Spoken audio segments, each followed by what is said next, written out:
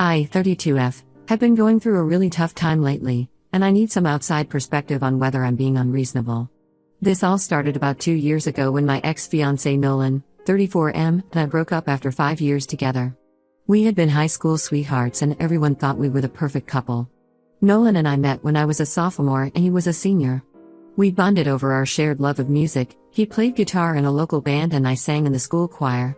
Our first date was at a small coffee shop where his band was performing. I remember being so nervous, but as soon as he started playing, all my nerves melted away. We started dating soon after and were inseparable throughout high school and college. After graduation, we both got jobs in our hometown and moved in together. Everything seemed perfect. We had a cute little apartment, adopted a dog together, and started talking about marriage. Nolan proposed on our 5-year anniversary during a weekend trip to the beach. I was over the moon and immediately started planning our dream wedding. But about 6 months into our engagement, things started to change. Nolan became distant and moody. He was staying out late with his friends more often and picking fights over little things. I tried to talk to him about it, but he just said he was stressed about work. I figured it was just cold feet and tried not to worry too much. Then one day, out of the blue, Nolan sat me down and said he wanted to break off our engagement. He said he had fallen out of love with me and needed to find himself. I was absolutely devastated. My whole world came crashing down in an instant. How could the man I thought I'd spend my life with suddenly not want me anymore? At the time, my younger sister Zoe, 29F, was incredibly supportive. She let me cry on her shoulder for hours and told me I deserved so much better. Zoe and I had always been really close growing up, despite a bit of a rivalry when we were teenagers. As kids, we shared a room and would stay up late whispering and giggling together. In high school, we drifted apart a bit as Zoe got involved with the popular crowd while I was more of a band geek. But as adults, we rebuilt our bond and talked almost every day. We considered each other best friends. So I leaned heavily on her during the breakup. Zoe even offered to let me move in with her for a while, since Nolan and I had been living together. She helped me pack up my things and listened patiently as I alternated between sobbing and raging about Nolan. For weeks, she brought me ice cream and trashy magazines, trying to cheer me up. I don't know how I would have gotten through those first awful months without her. About 6 months after Nolan and I split, I started to notice Zoe acting a bit weird and distant. She would cancel our plans last minute or be really vague about what she was up to. I brushed it off at first, figuring she was just busy with work. Zoe had recently gotten a big promotion at her marketing job and I knew she was putting in long hours. But then mutual friends started making comments about seeing Zoe and Nolan together around town. At first I didn't believe it, surely my own sister wouldn't betray me like that. But the comments kept coming.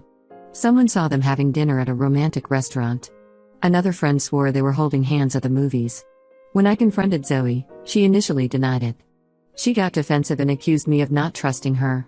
But after I kept pushing, she finally admitted that she and Nolan had started dating. She swore it had just happened naturally and that she never meant to hurt me. But I was too shocked and hurt to really process what she was saying. I was absolutely blindsided and felt so betrayed. How could my own sister do this to me? She knew how devastated I had been over the breakup. All those times she had comforted me and badmouthed Nolan, had she been lying? Had she been secretly happy about our breakup so she could swoop in? My mind was racing with awful possibilities. I told Zoe I never wanted to speak to her again and blocked her number. Our parents tried to mediate and get us to reconcile, but I refused. I was just too hurt. Every time I thought about Zoe and Nolan together, I felt physically ill. It was like losing my fiancé and my best friend all at once. The next year or so was really tough. I threw myself into work, picking up extra shifts at the family business to stay busy. I also started volunteering at an animal shelter, which helped take my mind off things. But I felt so alone. Zoe and I had shared all the same friends, so I withdrew from a lot of those social circles to avoid running into her or Nolan. I tried dating a bit, but my heart wasn't in it. I couldn't shake the feeling that I'd never be able to trust anyone again after such a huge betrayal. How could I open myself up when the two people closest to me had hurt me so deeply? Fast forward to now, almost 2 years later. I got a wedding invitation in the mail last week. Zoe and Nolan are getting married. I was shocked they would even invite me after everything. Our parents called and begged me to attend, saying I need to forgive Zoe and that family is the most important thing. They think I'm being petty and need to let the past go. But I just can't bring myself to celebrate my sister marrying the man who broke my heart. The thought of watching them say vows and dance together makes me physically ill. Am I being unreasonable for refusing to go to the wedding? Should I try to forgive Zoe for the sake of family harmony? I'm so torn and could really use some outside perspectives. Some additional background: Zoe and I grew up in a small town where everyone knows everyone's business. Our parents run a successful local hardware store that's been in the family for generations. They've always been very image conscious and involved in the community. They're on the city council, volunteer at church, and basically know everyone in town. So they're mortified by the scandal of Zoe and I being estranged and worry what people will say if I don't attend the wedding. But I feel like they care more about appearances than my feelings. Growing up, our parents always pushed us to present a perfect image to the outside world. We had to get good grades, be involved in extracurriculars, volunteer, anything to make the family look good. There was a lot of pressure to live up to their expectations. I think that's part of why Zoe rebelled a bit as a teenager, while I was always the good girl trying to please everyone. Zoe has tried reaching out a few times over the past 2 years to apologize, but I've ignored her attempts. Part of me misses our friendship, but I just can't get past the betrayal. We used to be so close. We'd have sister nights with wine and rom-coms, go shopping together, call each other for advice about everything. Losing that bond has left a huge hole in my life. But every time I consider forgiving her, I remember how she lied to my face for months while secretly dating Nolan. Nolan hasn't reached out at all, which honestly hurts even more. It's like I meant nothing to him after 5 years together. We had talked about spending our lives together, having kids, growing old side by side. How could he throw all that away and move on so quickly with my sister of all people? Did he ever really love me at all? I know I probably need to move on eventually for my own peace of mind. But right now, the wound still feels so fresh.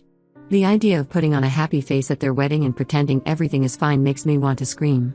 I'd have to watch them pledge their love to each other, knowing that their relationship started with lies and betrayal. I'd have to smile for photos and make small talk with guests who all know the gossip about what happened. Just thinking about it gives me anxiety. Am I justified in skipping the wedding and maintaining no contact? Or am I being petty and need to suck it up for the sake of family? I feel like I'm going crazy with all the pressure from my parents to forgive and forget. But I also worry that if I don't try to reconcile now, I'll regret it later. I just don't know what to do and could really use some outside advice. Update 1. Thank you all for the supportive comments on my last post. I really appreciated the validation that I'm not crazy for feeling hurt and betrayed. After a lot of reflection, I decided to stand my ground and not attend Zoe and Nolan's wedding.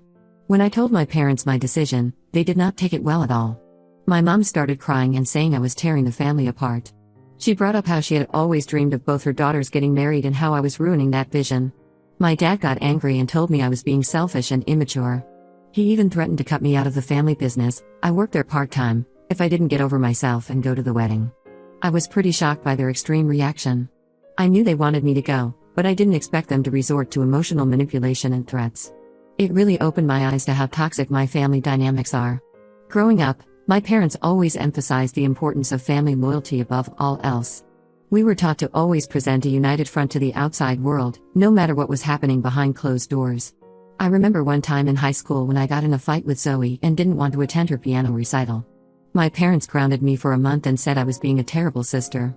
They drilled it into us that family comes first, no matter what. So I guess I shouldn't be surprised that they're reacting this way now. But it still hurts to realize that they care more about keeping up appearances than about my feelings. They seem to think that if I just show up to the wedding and smile for photos, everything will magically be fine. But they don't understand how deeply Zoe and Nolan's betrayal cut me. A few days after that blow-up with my parents, Zoe showed up unannounced at my apartment. I was tempted not to answer the door, but decided to hear her out. She begged me to reconsider coming to the wedding, saying it wouldn't feel right without me there. She swore that she never meant to hurt me and that her relationship with Nolan just happened. Zoe tried to reminisce about our childhood and all the good times we've shared. She brought up how we always said we'd be each other's maids of honor someday. But all I could think about was how she had betrayed my trust and stolen the man I thought I'd marry. I told Zoe that while I appreciate her apology, I'm just not in a place where I can celebrate her marrying my ex. I said I hope she can respect my decision and give me space. She got upset and accused me of being selfish, saying I was ruining her special day. We ended up in a shouting match before I asked her to leave. The whole situation has been so draining. I'm starting to wonder if I should just give in and go to the wedding to keep the peace. But at the same time, I feel like that would be betraying myself and my own feelings. I'm feeling really alone and conflicted right now. I've been thinking about moving away to get some distance from all the drama. There's a job opportunity in another state that I've been considering. It's a marketing position at a nonprofit organization that does wildlife conservation work. I've always been passionate about animals, so it could be a great fit. Plus, it would get me away from the pressure cooker of my small hometown where everyone knows our family's business. But the thought of leaving everything familiar behind is scary too. This town is all I've ever known. My whole life is here, my job, my friends, my volunteer work at the animal shelter. Starting over somewhere new would be a huge change. And part of me worries that if I leave, I'll be letting Zoe and Nolan win somehow. I've also been struggling with loneliness lately. Most of my close friends were mutual friends with Zoe, so I've withdrawn from a lot of those social circles. I threw myself into work for a while, but that's not really fulfilling.